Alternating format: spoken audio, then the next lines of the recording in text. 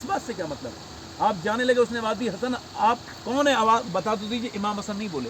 اس نے تیسری مرتبہ پوچھا جب آپ نے جواب نہیں دیا تو اس نے کہا کہ ٹھیک ہے آپ جائیے, آپ یا تو حسین ہو یا حسن ہو, کیونکہ اتنے بڑے سخی ہو دو ہی بھائی ہو سکتے. سبحان اللہ سبحان اللہ سبحان اللہ. ایک بار میں اتنا دیتے تھے تو کسی نے کہا اتنا کیوں دے دیتے ہیں ایک بار میں؟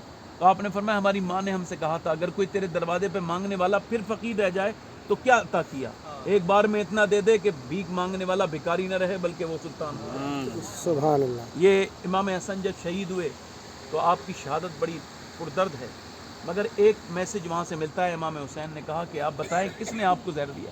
کہا بہترین منتقم اللہ ہے, وہ انتقام لے گا. میں ہاتھ اٹھا رہا ہوں دعا کے لیے, تم ذرا آمین کہہ دینا. امام حسین نے کہا کہ بد دعا کر رہے ہو؟ کہ نہیں ہمیں نانا نے بد دعا نہیں سکھائی. ایسے کر کے ہاتھ اٹھا کے دعا کی, یا اللہ میرے مالک مجھے جس نے زہر دیا ہے میں اسے تیری رضا کے لیے معاف کرتا ہوں, اور تو میرے نانا کے امتیوں کو معاف کر دے, تو جہنمیوں کو جنتی بنا دے. سبحان اللہ. اور آپ نے فرمایا مجھے وہاں دفن کرنا جہاں میرے نانا کا روزہ ہے. اور میں نے اپنی سیدہ عائشہ سے اپنی آج ان کا بھی یوم وصال ہے, میں نے ان سے اجازت لے لی, انہوں نے اجازت دے دی ہے. اور اگر جھگڑا ہو تو میں وصیت کرتا ہوں جھگڑا نہ کرنا. آپ کا جنازہ لے کے جایا گیا, جنازہ پڑھا دیا گیا.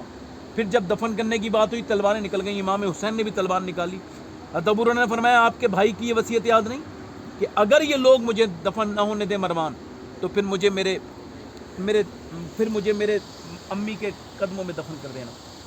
تو آپ نے یہ بات سمجھی. آپ کا جنازہ میں نکلا تو جہاں سے آپ سلام کرتے نکلتے ہیں باب بقی سے, وہاں سے جہاں سیدہ خاتون جنت قبر ہے وہاں تک امام حسن کا جنازہ جا رہا تھا. اتنے تیر مارے گئے کہ پورا جنازہ بھر گیا تھا.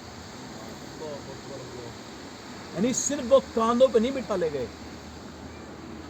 یہ ایک تاریخ ہے. دوسری تاریخ یہ حضور کے وصال کو 50 سال بھی نہیں ہوئے تھے, اسی جنازے کو جس کو نبی چومتے تھے اسی کے اوپر تیر بھی مارے گئے. اللہ.